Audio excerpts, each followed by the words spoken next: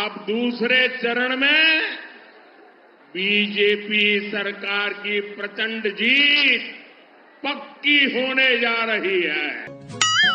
हाल 100 का माफी काम जीत गया। आप बाकी जो है आप लोगों को करना है। 143 अभी बाकी है।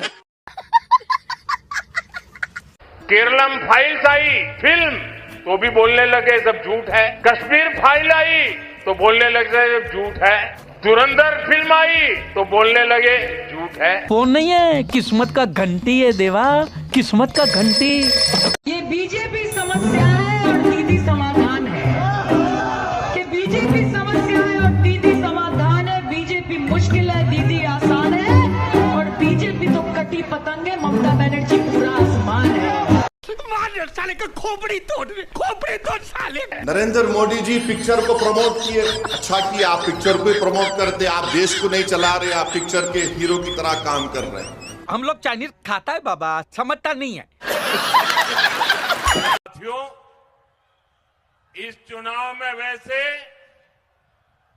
ये मेरी आखिरी सभा है और बंगाल में जहां जहां गया हूं, बंगाल के लोगों का जो मैंने मिजाज देखा है, मैं इस विश्वास के साथ वापस जा रहा हूं कि 4 मई के नतीजों के बाद बीजेपी के शपथ ग्रहण समारोह में मुझे आना ही है।